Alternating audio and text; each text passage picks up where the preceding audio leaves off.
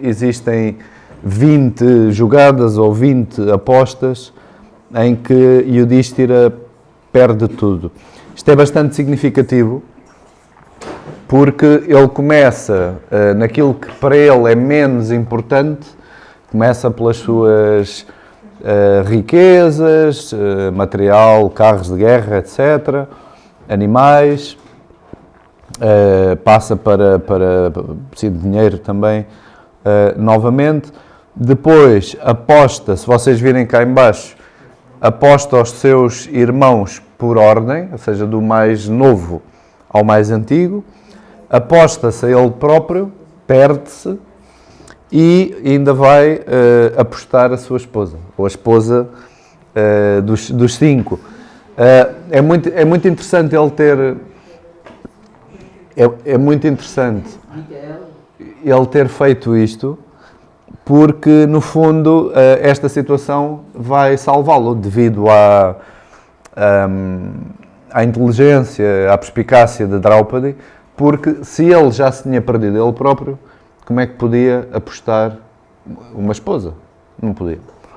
Portanto, ela vai utilizar isto como argumento, não vai ser a única, obviamente. No entanto, isto não vai impedir que ela seja maltratada, violentada, etc. Como temos a partir daqui, estou um bocadinho para trás, em que ela encontrava-se numa posição frágil, porque estava na sua periodicidade feminina, não era suposto ser vista em público, e ainda assim não quiseram saber, pegaram nela, arrastaram-na, trouxeram-na para a sala da Assembleia, onde se estava a realizar o jogo, e vão tentar despi-la, e dizem-lhe coisas muito impróprias.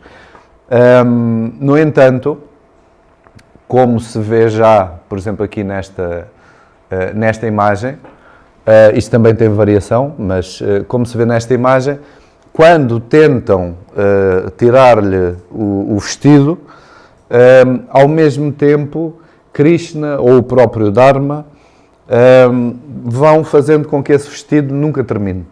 Ou seja, portanto, o que é um símbolo também, ou seja, nunca conseguem desvelá-la. Eles tentam despi-la, tentam vê-la como realmente ela é, estamos a falar de um símbolo, e não conseguem. Isto justifica um pouco a ideia do que estávamos a falar há pouco de Shakti, por exemplo, do poder, dessa legitimidade, da alma, do espírito, podemos dizer, do grupo, e daquela ideia popular indiana em que, sendo eles 5, ela é a palma da mão que une os 5 dedos, por exemplo. Ou seja, o que é uma imagem muito boa, porque permite a ação, ou seja, permite que trabalhem em conjunto, permite a real unidade entre os 5. Então, como é óbvio, não é algo que possa ser visto com os olhos do mundo, nem que possa ser visto por quem não é, neste caso, virtuoso, ou quem está a tentar ver esta verdade, por exemplo, sem humildade. Enfim, podemos ler de várias formas. Perante este milagre, o que acontece é que se apercebe que alguma coisa de muito terrível foi feito. Houve algo ou seja, maltrataram-na, toda a questão do jogo, do engano, e tentam refazer tudo. Ou seja, com base nesta última demonstração, vamos tentar colocar tudo no seu devido lugar, como estava antes do jogo. Ainda assim, vai haver um último convite, um último jogo de dados, que o Yudhishthira volta a aceitar. Toda a gente estaria à espera, não, depois de perder tudo e perceber que não devia ter enverdado por isto, ele é convidado e volta a aceitar novamente. Isto é outra vez, é outra imagem, outra representação do que estávamos a ver há pouco. Vêm aqui os Pandavas já despidos, já não têm riquezas, não têm terrenos, não têm nada, as riquezas estão aqui todas de lado, e a sua própria esposa, como última jogada. Percebe-se a imagem, daqui está um Kaurava a puxar, e daqui a veste, e daqui está Krishna a, digamos, produzir um tecido infinito, um sari infinito, como preferirmos. Nesta última jogada, basicamente vai-se decretar a questão de um exílio, não é? Ou recuperam tudo, ou fica tudo bem, ou têm de ir em exílio mais um ano de incógnito. Ou seja, 12 anos de exílio, mais um ano em que ninguém pode saber onde eles estão, nem identificá-los. Claro que, como seria de esperar, Yudhishthira perde e ele e os irmãos e Draupadi têm de ir num segundo exílio. Desta vez, este exílio é cumprido com a sua esposa, não com a sua mãe, e onde vão passar, como veem aqui, 12 anos na floresta. Durante estes 12 anos há um conjunto de circunstâncias bastante interessantes. Talvez a mais significativa para aquilo que nos interessa é o facto de Arjuna, a determinada altura, ter de subir simbolicamente ao céu, onde, para adquirir determinadas armas, para aprender a utilizar certas armas, tem de aprender a dançar. E ao aprender a dançar, enfim, além de provocar umas paixões complexas e algumas vinganças também, que lhe vão dar jeito, ele vai conseguir que uma ninfa celeste, uma das apsaras, fique tão chateada com ele por ele não aceitar casar-se com ela, que o vai transformar em eunuco. Ou seja, ele durante um ano vai ter que ser eunuco comprovado. A coisa mais interessante no meio disto tudo é que eles tinham mesmo de passar um ano incógnito. Portanto, calhou muito bem. Ou seja, ele, quando passam o 13º ano, vão para a corte de Virata, que é o 4º livro do Mahabharata, e neste ano é um mundo ao contrário. Ou seja, Yudhishthira, que era muito mau jogador de dados, vai-se mascarar precisamente de jogador de dados profissional, que é um contrassenso. Bhima, por exemplo, vai ser cozinheiro, ou seja, aí não é propriamente um contrassenso, mas é uma continuidade do seu apetite, da sua violência, e é um mundo ao contrário no sentido em que, em vez de se alimentar, ele vai fazer a comida para os outros. E o mais interessante de tudo é Arjuna, que se vai tornar bailarino profissional eunuco, e vai ser chamado Kliba, que é mesmo eunuco, efeminado, etc. Por isso é que a determinada altura da Bhagavad Gita, Krishna, quando Arjuna está com dúvidas, não devo combater, não sei se devo, enfim, simplificando um bocado a coisa, Krishna diz, deixa de ser um Kliba, esse tempo já passou. É um bocado nesse sentido que ele o diz. Ou seja, já tiveste uma experiência de um ano voltado para o eunuquismo, já não é momento de ser eunuco novamente. Mas a verdade é que calha muito bem e ele vai receber um nome também bastante interessante, que isto faz rir os académicos, mas acho que é um filósofo não, porque acho que se entende algo que se está aqui a dizer. Brihanala, traduzindo à letra, uma das hipóteses de tradução, é cana grande. Não é? E o que é que isto produz? No mundo académico, regra geral, isto provoca o riso. Ou seja, como é eunuco, dão-lhe este nome, certo? A grande questão aqui é, se ele teve de fazer uma viagem até ao céu para usar armas que de outra maneira ele não conseguia fazer. Se ele foi iniciado, digamos, numa forma de utilizar as armas, à partida estranha, não é? À primeira vista, complexa. Tem que ver com equilíbrio, com beleza, graciosidade, harmonia, ou seja, algo que é entrar no mundo celeste / feminino. E depois vem com essas armas, não é? E vem com essas novas capacidades que vão ser extremamente importantes para a guerra, com um nome que tem que ver com uma travessia, um caminho que lhe é muito próprio, Não quero dizer que seja um caminho estreito, mas pelo menos é algo que ele faz muitas vezes como lobo solitário. Eu creio que tem esse sentido de, quer do roubo do fogo na férula, na cana oca, por exemplo, de Prometeu, quer na ideia relacionada com provas discipulares, etc., em que se faz um caminho de um local para outro simbolicamente mais justo, digamos assim, mais oculto e muito relacionado também com a coluna vertical e com a verticalidade. Portanto, eu creio que aqui há uma linguagem um bocadinho diferente daquela que à partida nós consideraríamos, porque normalmente é mesmo lido como uma anedota, ou seja, ele vai ficar efeminado e vai receber este nome só por piada. Creio que não, creio que nos está a dizer outra coisa, porque este 13º ano é mesmo um ano de provação para todos, transformação, e a seguir isto vai desaguar na batalha, ou seja, vai desaguar na guerra propriamente dita.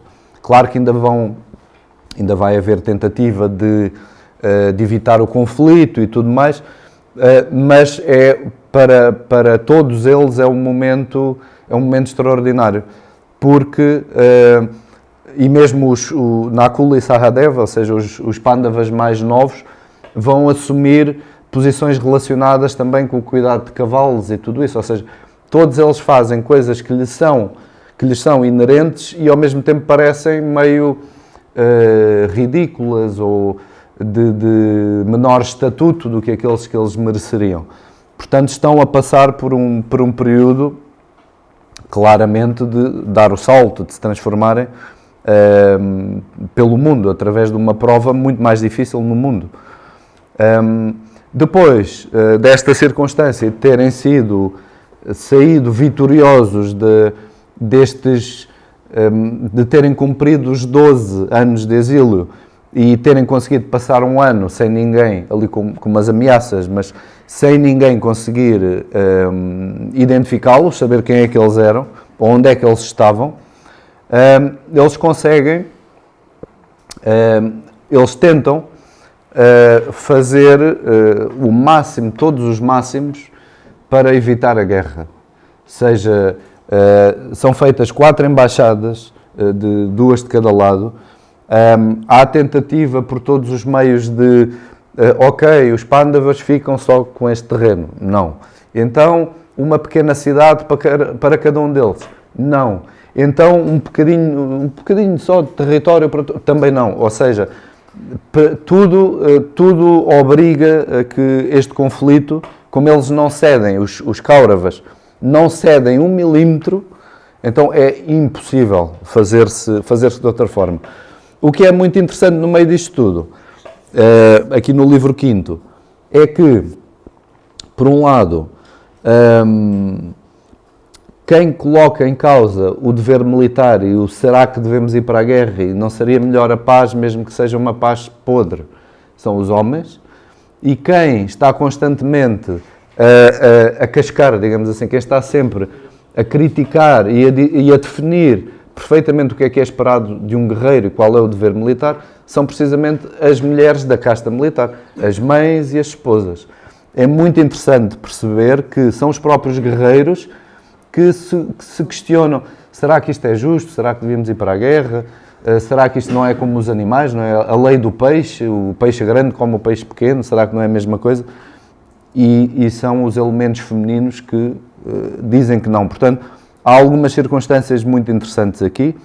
Há alguns momentos que ecoam ou prevêem a Bhagavad Gita, porque começa-se já a falar um pouco da necessidade da guerra, da alma, ou seja, do soldado que combate na realidade não morre. Já se começa a falar um pouco destes temas, sem nem de perto nem de longe a profundidade que vamos encontrar, mas começa a ser feito já um caminho como que de preparação para o que vai suceder. Bom, o que acontece é o que já vimos, a guerra é inevitável, paz só mesmo depois, Só depois de se passar por um conflito brutal é que se vai conseguir uma paz real.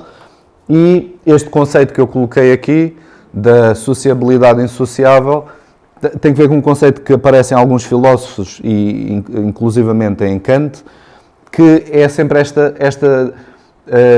este progresso humano que é feito pela tendência e necessidade de nos aproximarmos uns dos outros e depois pela guerra que se gera, ou os pequenos conflitos que se geram nessa relação humana que nos voltam a afastar. Mas neste movimento não se está a perder tempo, nem se está a destruir nada. Está-se a criar caminho para a concórdia. Ou seja, está-se a criar caminho para realmente poder haver uma humanidade, uma união que se entenda na mesma direção, que se entenda a fazer o mesmo caminho. Pronto, por isso é que pus ali aquela referência. A questão das tentativas de acordes e tudo, só para se perceber que também não é gratuito, não são desrespeitadas de qualquer forma. Estavam simbolicamente relacionadas com deuses, sobretudo com o deus Mitra, que é o deus quer dizer amigo, mas tem que ver com alianças, ou seja, o deus das alianças, mas que radica numa trindade relacionada com as alianças, se quisermos ver assim, uma trindade védica, onde temos o deus Varuna com o sentido de mandamento, Mitra com o sentido de aliança e Aryaman com o sentido de costume. Isto é muito interessante porque temos aquele que Varuna é o que decreta como é que as coisas devem ser feitas, dá a lei, dá a ordem. Mitra é o que consegue criar uma ligação entre os homens e entre os homens com os deuses, e Aryaman é aquele que vai garantir que no mundo se expresse um costume Arya, ou seja, um costume nobre, ou seja, um costume de nobreza que já veio desde Varuna. Portanto, isto também é importante para entender que, mesmo na tentativa de se firmar um acordo de paz, que não se chega a ele, mesmo nas tentativas de gerar uma amizade, uma aliança entre os homens, está sempre subentendida como se fosse uma trindade protetora, ou seja, algo que está a impulsionar constantemente, repetidas vezes, essa aliança que aparentemente nunca mais chega. Aqui é uma representação recente neste caso, de Mitra. Mas pronto, muito, muito recente. Tão recente que não diz nada. Bom, aqui temos uma representação um bocado mais agressiva, digamos, mais confusa, pelo menos, de uma parte da batalha, com a presença dos deuses e tudo isso, que serve para ilustrar a batalha que se vai realizar em Kurukshetra, ou seja, no terreno dos Kurus ou dos Kauravas, como preferirmos ler o composto. Pode ser lido das duas maneiras, pode ser lido, isto é o terreno de todos, ou isto é o terreno só dos Kauravas no sentido negativo, portanto não temos nada que nos obrigue a ler de uma forma ou de outra diretamente. A guerra dura 18 dias e a metáfora mais recorrente é a do mar, ou seja, como se fossem ondas, grandes ondas que se levantam, ou como se fosse uma panela com água a ferver, ou seja, uma grande agitação de homens, uma grande agitação humana, como se houvesse efetivamente ali fogo debaixo da panela, digamos, a obrigar esta manifestação de vida, ou de morte, como quisermos ver. Por curiosidade, só a formação dos exércitos que eles vão assumindo ao longo dos 18 dias dava, enfim, para múltiplas leituras, porque existe uma tendência dos Pandavas assumirem formações de combate simbolicamente mais elevadas e os Kauravas assumirem uma formação de combate mais terra a terra. E aqui tem um exemplo em forma de águia, mas que mudam todos os dias, mas curiosamente no primeiro dia de batalha, quando se vão enfrentar pela primeira vez, os Pandavas assumem uma formação em diamante, que pode ser lido desta forma que está à esquerda ou como está à direita, mas não deixa de ser um formato interessante para pensarmos na questão de ser translúcido, do tipo de formato que assume, etc. Mas, por exemplo, os cáuravas vão assumir no primeiro dia uma formação humanoide, que é bastante interessante. É como se os pândavas estivessem a assumir uma formação geométrica, simbólica, enfim, de duplo triângulo, se quisermos, pelo menos olhando e esquecendo que é um diamante, ou com uma formação específica a fazer lembrar, por exemplo, uma forma triangular, mas os próprios os cáuravas estarem a assumir uma posição que revela nada muito transcendente, mas sim uma formação como se fosse um próprio homem crucificado, quase, não é? Já é uma leitura muito, se calhar, cristã, mas um homem como se estivesse crucificado. E vão aparecendo outras, não é? Aqui é sempre a grande complicação de ser a formação mácara ou macara, que nunca sabemos se é um tubarão, se é um crocodilo, o que é que se está a dizer efetivamente. Aqui parece muito mais nesta representação um tubarão e não um crocodilo, em forma de crescente lunar, por exemplo, também do lado dos pândavas. Ou seja, certamente que quem entenda do assunto vai conseguir fazer uma leitura, um género de tratado militar a partir disto. Mas quem seja capaz de ler simbolicamente que formas estão a ser assumidas, de certeza que há, ou parece haver, um género de linguagem paralela de quando eles estão a enfrentar, eles estão a assumir formas geométricas diferentes, que são efetivamente diferentes, pelo menos para nós, não é? Ou seja, não é expectável da nossa perspectiva. Pronto, aqui uma formação em disco, enfim, muito mais complexa, pelo menos em termos de visibilidade, e aqui uma representação ao lado de como é que seria. Isto aqui é, enfim, uma recriação assim espetacular. No caso do crescente lunar, havia uns avançados, ou não? Está aqui a Arjuna. Está aqui a Arjuna. Depois é extraordinário este tipo de coisas, não é? E há muito mais, ou seja, nos 18 dias, para cada dia eles vão assumindo, cada um, formações de combate diferentes. Eu trouxe aqui 3 ou 4 exemplos apenas, porque não me atrevi até à data a tentar interpretar. Mas é extraordinariamente interessante. Bom, andando muito rapidamente para o final da guerra, onde praticamente não sobrevive ninguém, mas há aqui uns aspectos interessantes que ainda temos que falar. Ou seja, é uma guerra brutal, a grande maioria dos heróis desaparece, incluindo os filhos que os Pândavas tiveram com Draupadi, cada um deles com Draupadi, ou seja, cada um filho, morrem todos, ou seja, acaba-se a linhagem, os Kauravas e, enfim, praticamente fica tudo destruído. Mas, no entanto, há um período de paz.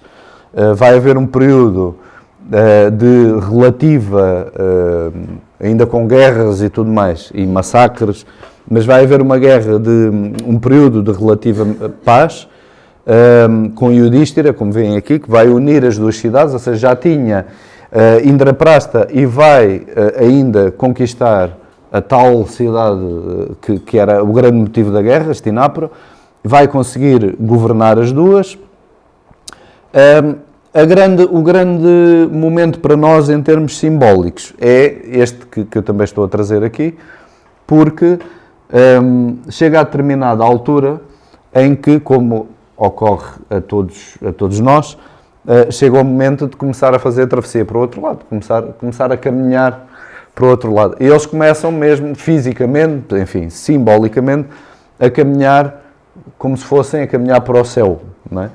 A questão é que vão todos tombando, vão todos caindo pelo caminho, menos uma figura que vai ser acompanhada, até vem, isto são os 5 Pândavas, tem aqui um cão e Draupadi lá atrás, todos vão cair, menos Yudhishthira e o seu fiel companheiro, que é aqui, o que está aqui representado, que é também um momento marcante no épico, e em qualquer representação, adaptação cinematográfica dá-se sempre muito destaque a este momento para concluir precisamente a história, pela força que tem. Primeiro, porque o cão que o vai acompanhando ao longo de todo o caminho representa realmente a fidelidade, nunca se separa dele, nunca... Enfim, vai até às últimas consequências. Depois, quando Yudhishthira consegue realmente chegar aos portões, digamos assim, simbolicamente, do céu, o que acontece é que dizem muito bem, o guardião deixa, não é? Tu podes entrar, mas o teu cão não pode entrar, ou seja, só tu é que podes entrar. E ele, ao contrário, se calhar, do que a nossa mentalidade ocidental esperaria, ele diz, então eu também não entro. Se o meu cão não entra no céu, eu também não entro. Isto acaba por se revelar como uma última prova, porque na realidade o cão é um símbolo da morte, é um símbolo da fidelidade da própria morte, não é? que espera por todos, e porque representa o próprio dever, ou seja, representa o próprio Dharma, representa aquilo que sempre o acompanhou e que sempre o vai acompanhar até ao fim. Portanto, este momento acaba por ser como se fosse uma última prova para Yudhishthira. Depois ainda há mais uma questão ou outra relacionada com as ilusões do outro mundo, podemos chamar-lhe assim, mas, pronto, em todo o caso, dos principais aspectos, ainda temos a oportunidade de ver uma coisita ou outra, mas dos principais aspectos, as principais histórias que não estão interpretadas, não foram interpretadas, obviamente até a exaustão, nem perto disso, mas acho que dá uma relativa imagem da quantidade de símbolos que são usados e que não se está a falar simplesmente de atos reais, ou simplesmente uma personagem ser acompanhada por esta ou aquela, ou ter que passar por esta ou aquela circunstância. Estamos a falar quase sempre, ou para não dizer sempre, de símbolos que precisam de ser interpretados. Se os conseguimos interpretar ou não, isso é obviamente outro problema. Aqui são questões de comparação com o que já tinha sido falado e referido antes, só para colar um pouco a ideia em termos de imagem. Aqui é uma representação, enfim, uma demonstração de uma representação um pouco mais fácil de ver desse ato a simbolizar o abraço do reconhecimento entre Ulisses e Penélope. E aqui, bom, outra representação simples, muito semelhante ao que vimos, também desse ato do abraço, e neste caso até com duas coroas. Outro caso bastante interessante da Ilíada, e que acontece também no Mahabharata e também no Ramayana, é a chamada teicoscopia de Helena, que é a visão desde a muralha. Ou seja, quando Helena de Troia, no 9º ano de guerra, ou seja, na Ilíada, já os heróis, os combatentes estão fartos de conhecer uns aos outros, e ela no 9º ano de guerra decide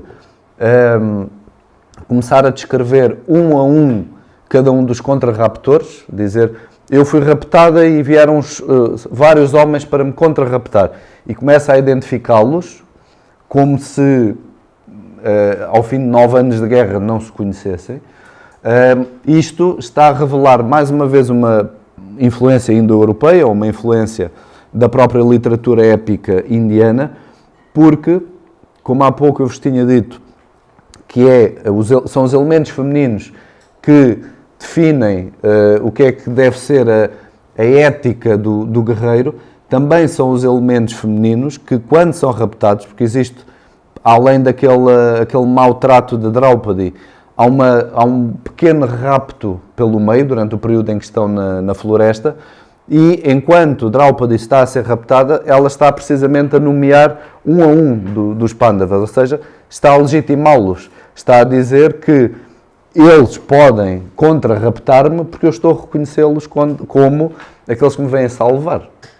E isto, enquanto que no Mahabharata é muito óbvio, ou seja, porque percebe-se, e no Ramayana a mesma coisa. Quando a princesa Sita é raptada, vai a fazer exatamente o mesmo.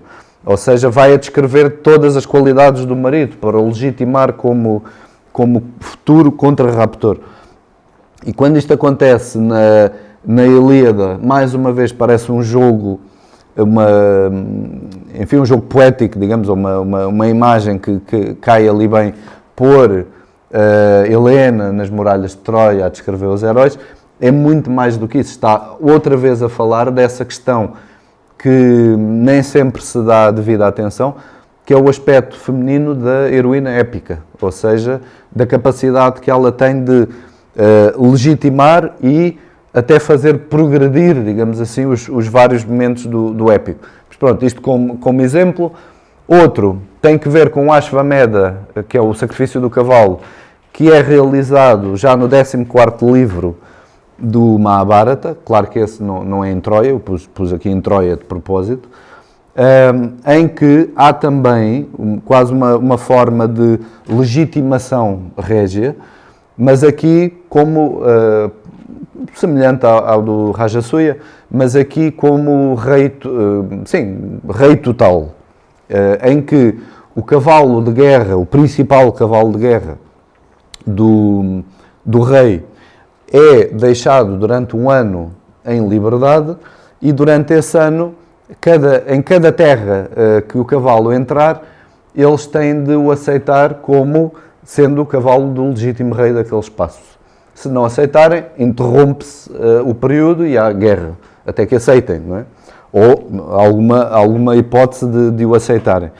Ao fim de um ano, se tudo correndo bem, ao fim deste período, este cavalo ir a todas as terras, como se fosse símbolo do sol, ir a todas as terras e ser reconhecida a soberania do dono do cavalo, o cavalo é trazido de volta e é sacrificado, não é? E é aqui que se dá este sacrifício. Durante o sacrifício existem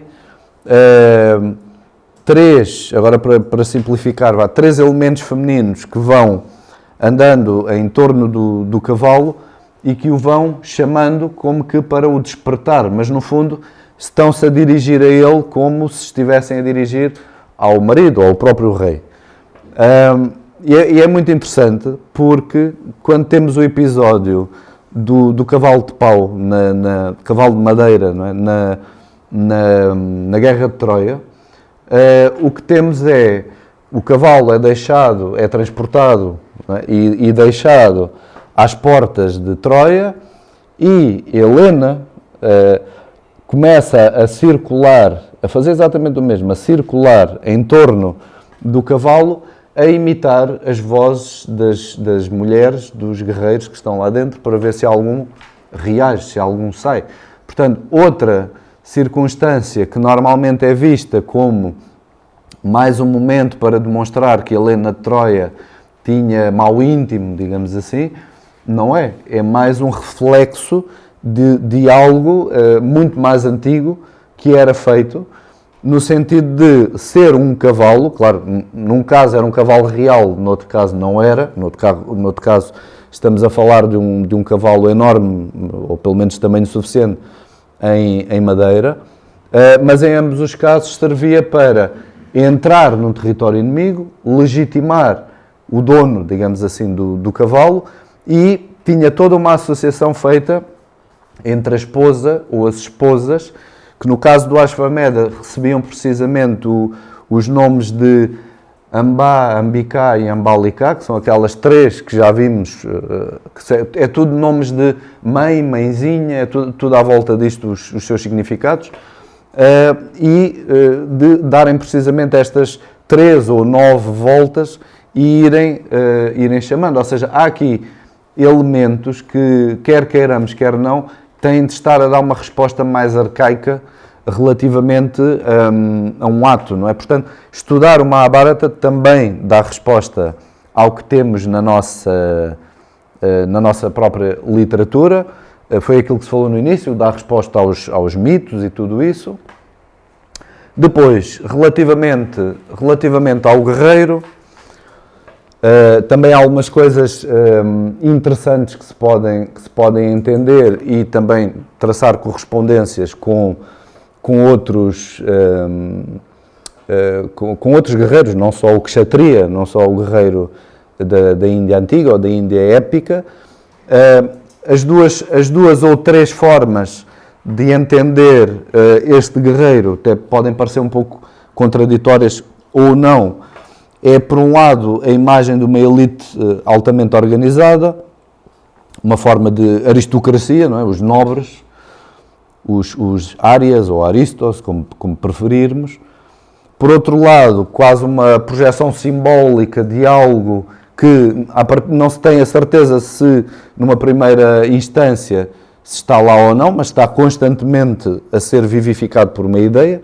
Portanto, uma projeção das virtudes guerreiras, super-humanas, como aparece ali, que depois acabam por ser compiladas na imagem de um grande guerreiro do estilo Arjuna, por exemplo, e outros. E aquela imagem que eu de vez em quando já fui dizendo, que também nem sempre estamos à espera dela, mas que ocorre no caso de Arjuna, que é a imagem de um lobo solitário, ou seja, a imagem de alguém que resolve os seus problemas sozinhos. E se estiver ferido, como Indra, muito ferido, vai-se embora para curar-se nas águas no fim do mundo, ou seja, parece que não pede ajuda. Depois ele vai receber ajuda, mas numa primeira instância resolve o combate e vai tentar resolver as feridas sozinho, entre aspas, vai utilizar as águas, não é? Mas vai utilizar o próprio oceano. Mas não deixa de representar uma imagem de... é um grupo, é uma equipa, se falamos em Sena, de exército, existe também esta ideia de união do grupo, mas cada um deles tem um caminho que podemos chamar de lobo solitário, que pode ser semelhante, pode ser estranho numa primeira leitura, mas se formos vendo o caminho do herói na literatura épica, é um bocadinho assim.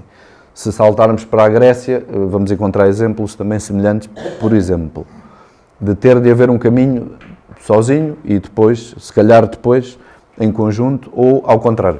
Relativamente à própria designação de Kshatriya, ou seja, o guerreiro, a casta guerreira, que é a segunda casta. Sim?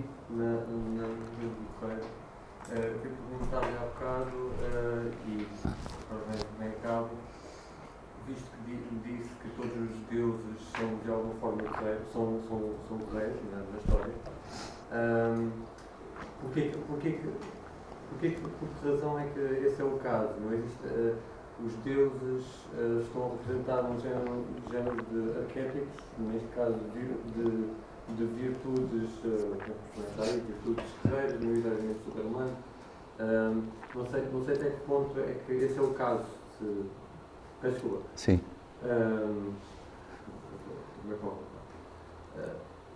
Se os deuses, como por exemplo Indra... Eles são deuses porquê? Porque eles têm essas qualidades guerreiras ou porque são deuses e foi-lhes dado esse papel? E se esse for o caso, retira um bocado a ideia do lobo solitário, mas não sei qual é a intenção. Os deuses na mitologia e sobretudo numa mitologia heroica servem muitas vezes para demonstrar aquilo que tem de ser, por um lado, perseguido, por outro lado, imitado. Portanto, acabam por tentando explicar algo que o ser humano deve cumprir, acabam por assumir também características que poderíamos chamar de humanas. Neste caso, estar a dizer que um Deus é guerreiro, por exemplo, porque está a apresentar um princípio que está a chamar o homem. Relativamente ao guerreiro, porque isto depois também existe em termos de... Nós falamos de deuses guerreiros, não é? Mas isto também existe se falamos, por exemplo, no caso sacerdotal, no caso dos sacerdotes, depois também existem deuses mais relacionados com esses sacerdotes e que, estando relacionados ou com o sacrifício, ou com o fogo, ou com o poder da palavra, enfim, acabam por, sem ser muito diferentes, mas estar a guiar numa outra atividade também, sendo, em última análise, tudo uma ilusão, no fundo. Ou seja, em última análise, cada uma destas faces de Deus depois também é entendida como uma manifestação de um único Deus. Não têm de ser vários deuses. Têm de ser, sim, porque temos muita dificuldade em entender algo superior, então temos de começar onde a matéria se espalha mais, de alguma maneira, onde tudo pode ser mais diferenciado. Estávamos aqui na parte do guerreiro. Algumas possibilidades de leitura que podemos fazer. Kshatriya é guerreiro, pronto, aquilo que já falámos mais ou menos aprofundadamente, mas corresponde a uma segunda função. A primeira é sacerdotal, a terceira vamos chamar comercial, que é mais fácil, e depois uma relacionada com o trabalho propriamente dito. Dentro desta designação, uma primeira tentativa de significar ou ressignificar este nome é precisamente relacionar Kshetra com Kshetra, ou seja, no sentido de terra, terreno, campo de batalha, que pode ser lido tanto como aquele que age num campo de batalha, como aquele que age no mundo, ou seja, existem algumas variações desta ideia. Por exemplo, como aparece aqui, quem protege a terra. Isto é uma ideia muito bem. Isto é uma ideia muito boa, ou seja, pode-se tentar fazer efetivamente essa relação com a ordem militar, é aquela que está no terreno, ok, aquela que está no campo de batalha. Depois, se fizermos derivar da raiz verbal ksha, tem o sentido de sofrer, perdoar, etc. Ou seja, estar-se, neste caso também ter-se capacidade, estar-se capacitado. Podíamos também exagerar bastante e ser também demasiadamente livres, mas podia ser estar-se capacitado para sofrer e capacitado para perdoar. Não estou a dizer que é isto, estou a brincar com as palavras que nos permitem também pensar um pouco o que é suposto alguém da ordem militar fazer. Ou seja, é suposto ter capacidade de sofrer e, aquilo que às vezes nos esquecemos, ter capacidade de perdoar, já que o seu fim não deixa de ser proteger a ordem e, em certa medida, alcançar a paz. E outra também bastante interessante,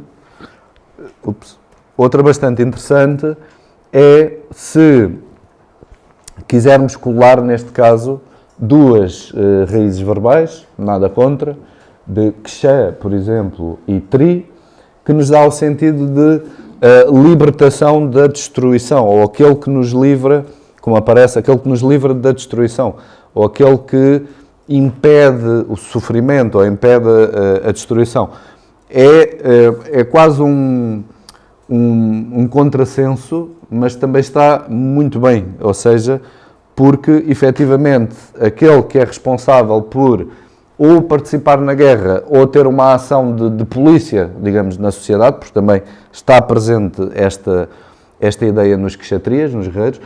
Se não estivessem em guerra, os guerreiros não estavam simplesmente a comer e a beber, ou seja, tinham sempre um papel importante na proteção da ordem, na proteção da sociedade.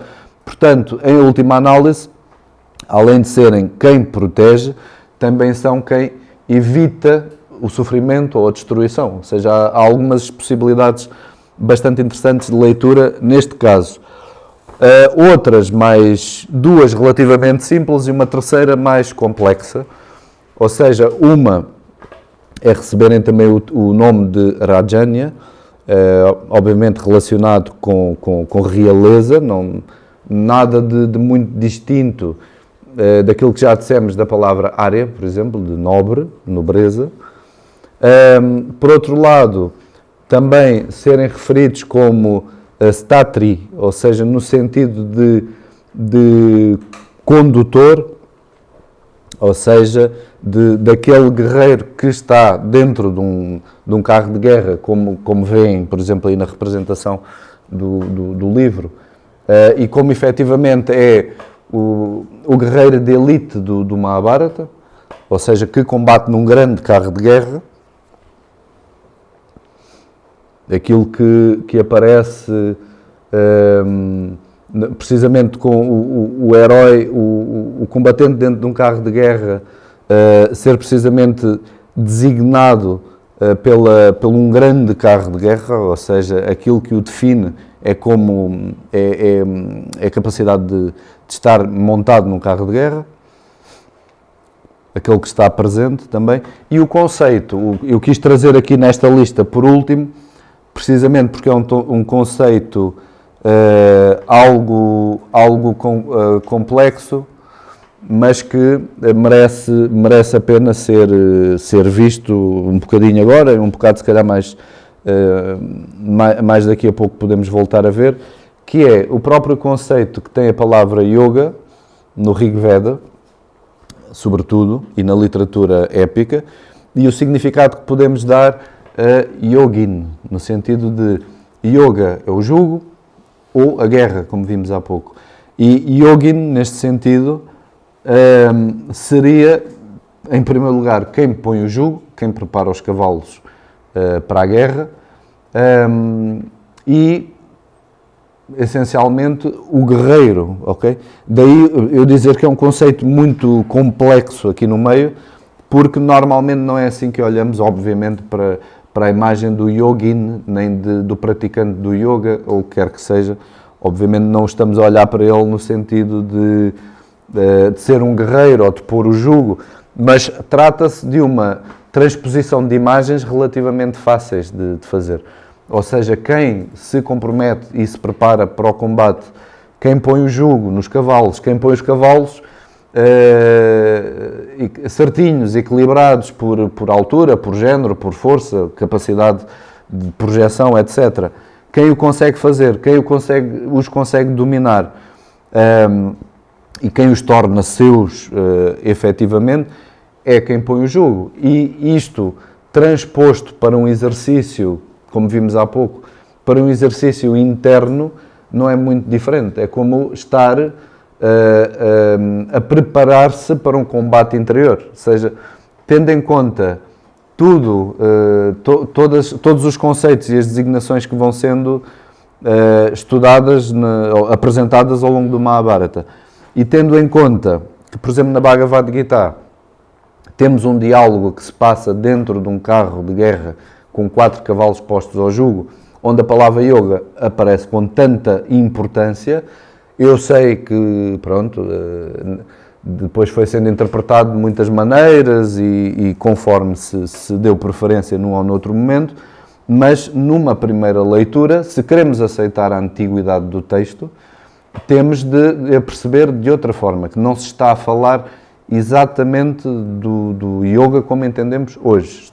Eu não digo que não se está a falar de yoga, está-se a falar de algo diferente, ou seja, no sentido de se dominar a si próprio, enfim, utilizar ou dominar ou controlar ou apontar a sua parte, vou-lhe chamar, animal, os seus 4 cavalos brancos postos ao jugo, no caso de Arjuna, e dirigi-los para o sítio apropriado para ele, e estar disposto, com com coragem, com capacidade, com domínio das armas, bem acompanhado pela, vou-lhe chamar, voz superior ou voz interior, como quisermos, do seu mestre, do seu Deus, inclusivamente, que o está a encaminhar a dizer exatamente o que é que ele tem que fazer. Ou seja, creio que é uma imagem interessante de tentarmos entender também ao longo do Mahabharata e ao longo da Bhagavad Gita, em princípio, em toda a sua extensão, precisamente pela própria história da palavra. Depois, eu tenho aqui alguns exemplos, mas poucos, um bocadinho mais para a frente, porque ainda falta um bocadinho. Tenho aqui alguns exemplos em que percebemos de que forma também essa palavra vai sendo usada. Bom, aqui é um exemplo de dois combatentes montados num carro de guerra, cada um deles. Já não se vê grande coisa, mas pronto, dá para perceber pelo menos um cavalo, ali outro, ok? Pronto, frente a frente num duelo típico, e é uma cena do Mahabharata, efetivamente, ou identificada como tal.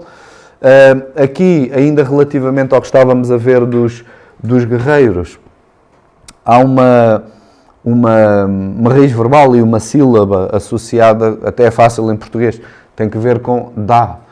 E dá está muito relacionado também com o dar, portanto não está longe, mas o que é explicado neste dar, não é, que Prajapati deu aos homens, e neste caso aos guerreiros, são 3 variações dessa mesma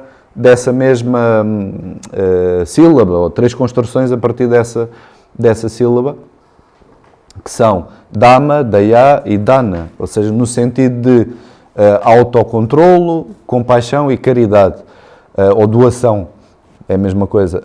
Dhamma é especialmente interessante porque tem que ver também com cadeia e com casa, ou seja, quando tem este sentido de se controlar, não é autocontrolo de repressão, é um autocontrolo de tensão, se quisermos, é um autocontrolo de compromisso, não é?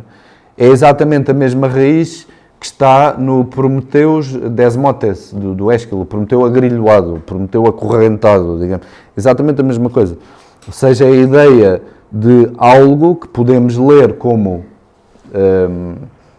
que nos subjuga, indo à palavra que falámos há pouco, mas que se calhar é mais interessante como o ponto em que alguém está a fazer pressão e a segurar algo, ou a manter algo vertical. No caso de Prometeu ainda faz mais sentido do que neste, já que estamos a falar de um titã, de um deus, enfim, que no fundo está a manter toda a humanidade com o seu sacrifício. E daí essa ideia de cadeia, não é? de corrente, etc. Autocontrole. No caso de um guerreiro, claro, dele também depende a ordem e a segurança da sociedade, ok? Portanto, está tudo bem. Mas isto para entendermos que, por vezes, consideramos a ação do guerreiro, sobretudo, violenta, e depois aquilo que o guerreiro trabalha no decurso da sua violência são precisamente características que diríamos que são, por exemplo, católicas, são religiosas, enfim, que não são devocionais, que à partida não teriam que ver com o que poderíamos imaginar de um espírito guerreiro. Por outro lado, a própria ahimsa, a própria não-violência, que também é uma característica, se calhar tardia, mas é uma característica que vai sendo pedida ao guerreiro, ou seja, que aparece sobretudo nos textos que estão à volta do conflito como uma necessidade, a necessidade de não se cometer violência. E, claro, a ideia de que já falámos várias vezes, que a finalidade do guerreiro e da guerra, obviamente, é a paz e a pacificação, e aquilo que já falámos há pouco, das mulheres. Pronto, das mulheres enquanto as mulheres da casta guerreira. Aqui temos uma pequena construção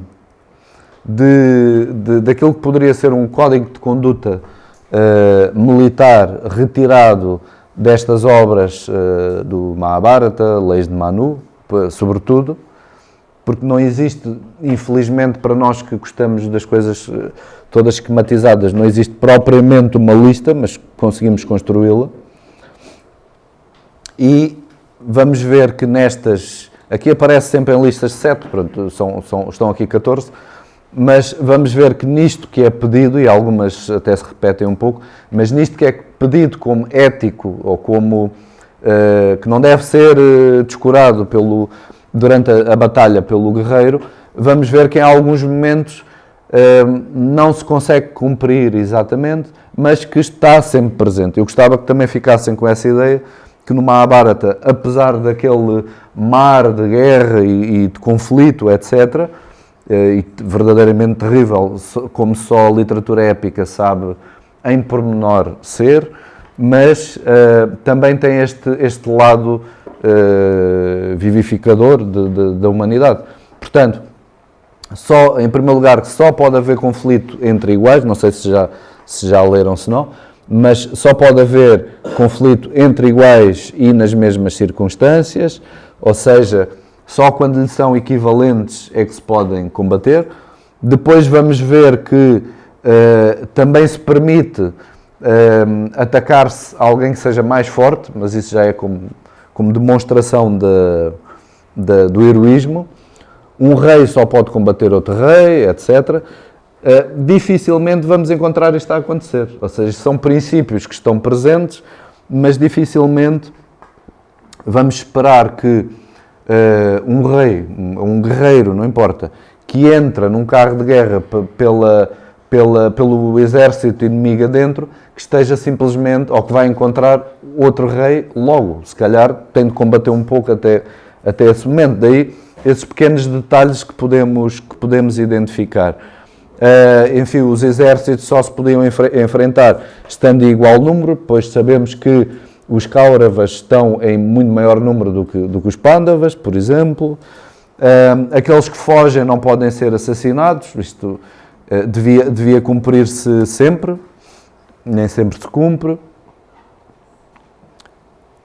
Por exemplo, o rei Ágis dos espartanos diz precisamente que um guerreiro que foge das linhas inimigas não tem nada que ser poupado, porque se estamos a matar os que se aguentam a combater, vamos poupar os que fogem. Portanto, é uma linguagem totalmente contrária, por exemplo, ao que é dito aqui. Ou seja, aqui, se alguém está a fugir, seja por que motivo for, não se continua a combater.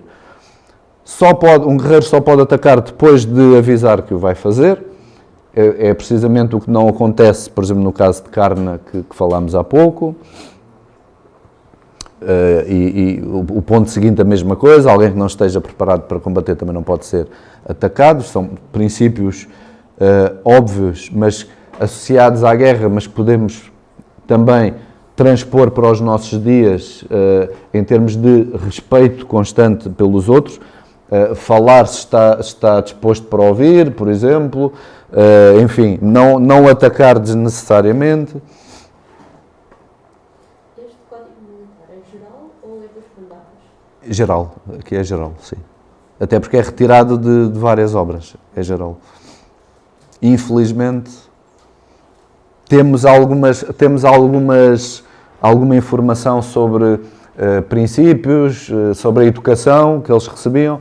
Agora, pois, o que gostaríamos de ter quase como princípio dos Pandavas, específico para eles, não temos.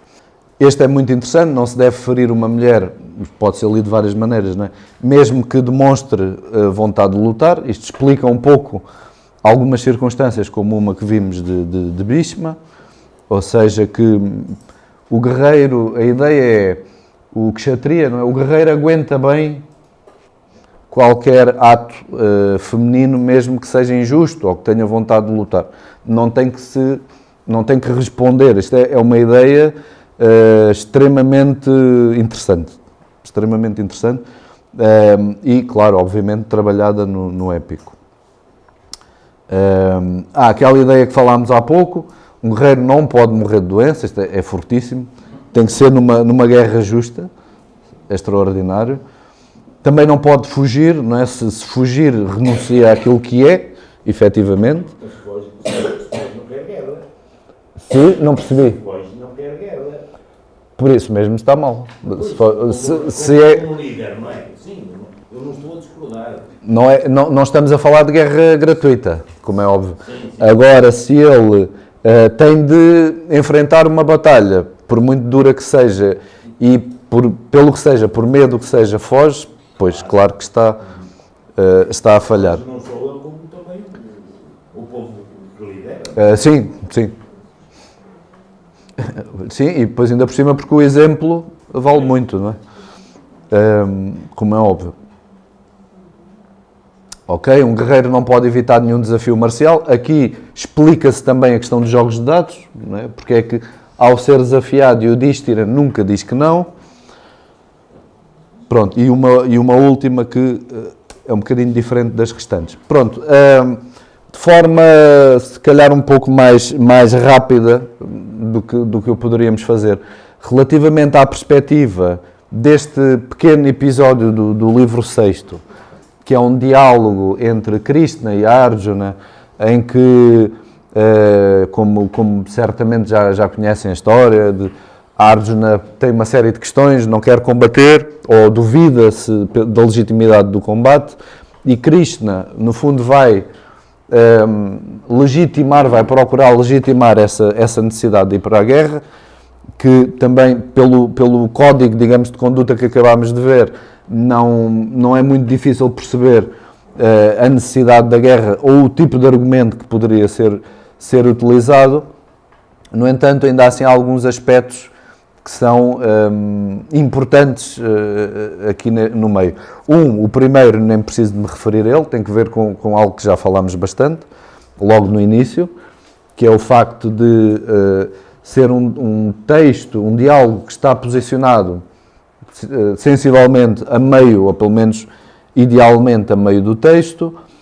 Outra das questões é haver um narrador, neste caso, que traz notícias muito complicadas, que é o que está logo a seguir, ou seja, ainda antes de nós, no Mahabharata, termos a perspectiva, a noção de que a guerra vai começar, já é como se o texto andasse para a frente e depois para trás, já o texto nos vem dizer que a personagem mais acarinhada, a personagem mais importante, mais inspiradora e mais antiga também, a Bhishma, caiu no campo de batalha.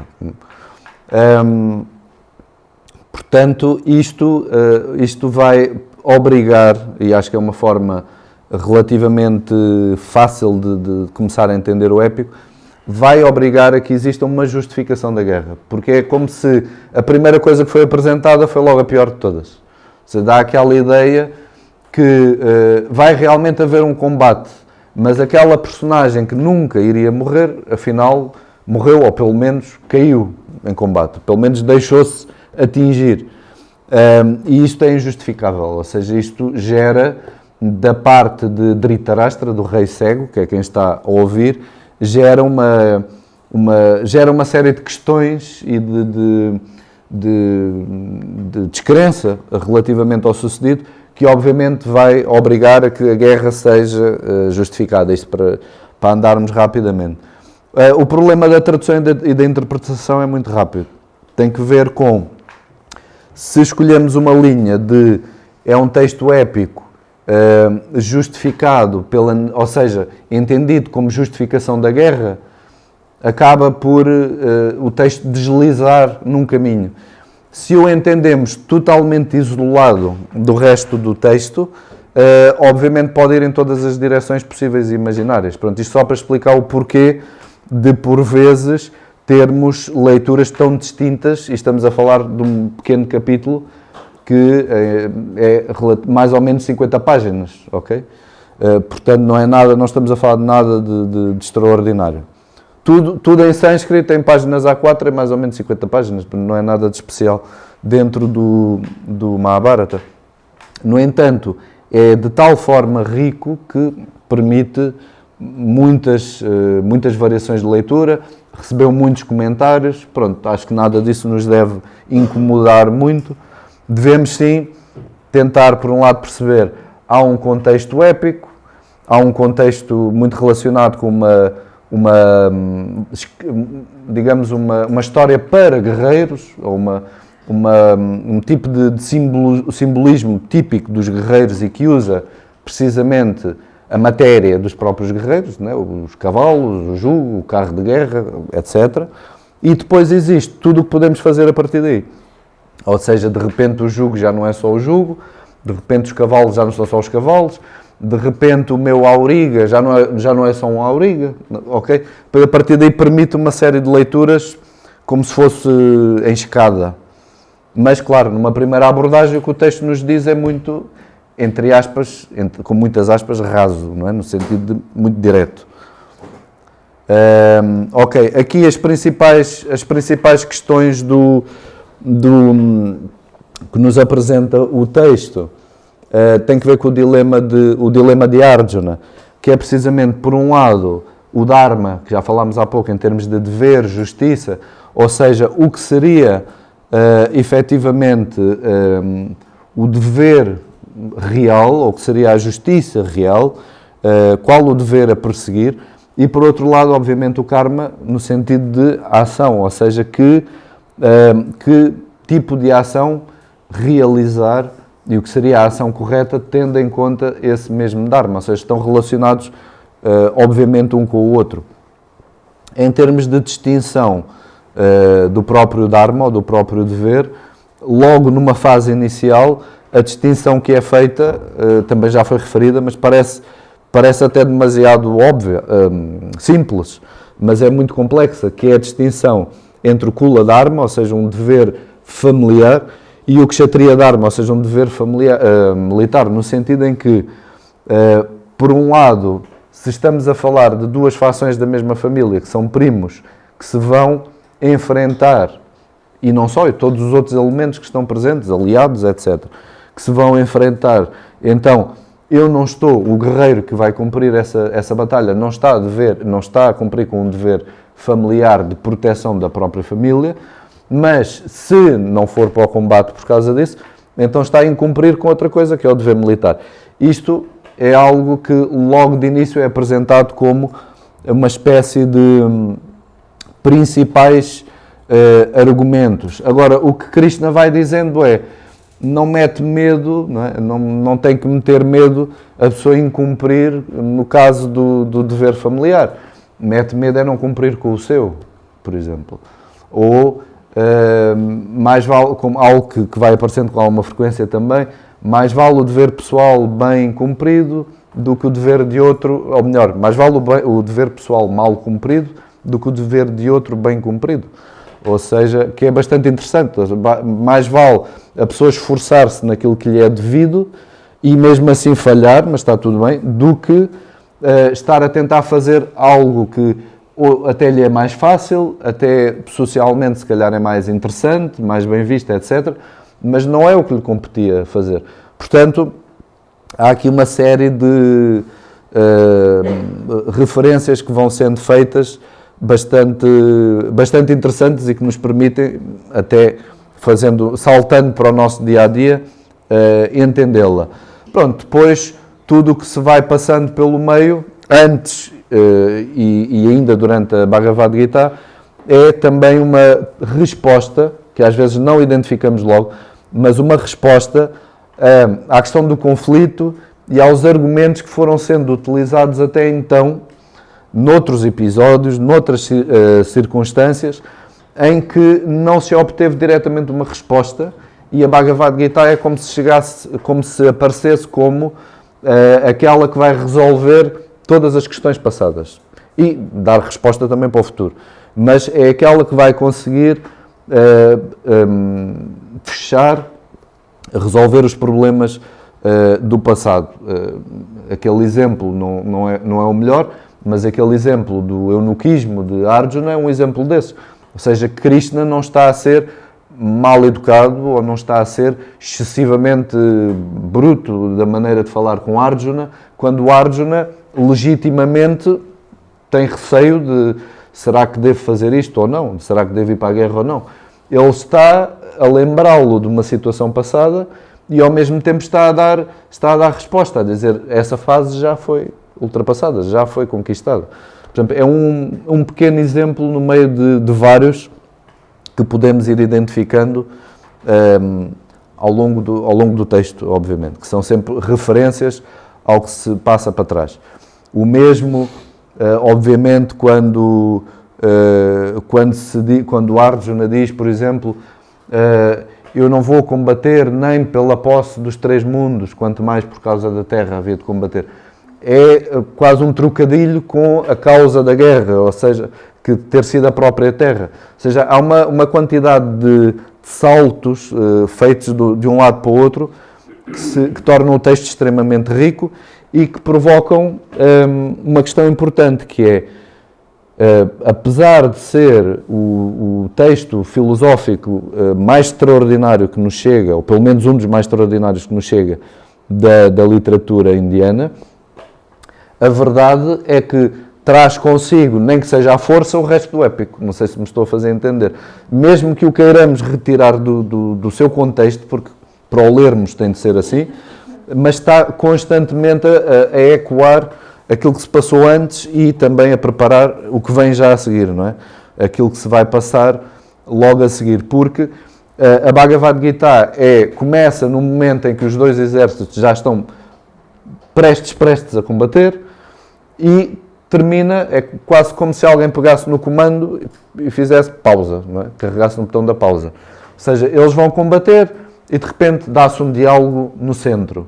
E logo a seguir acaba o diálogo e o combate vai iniciar. Ainda há ali um pequeno momento, mas vai iniciar.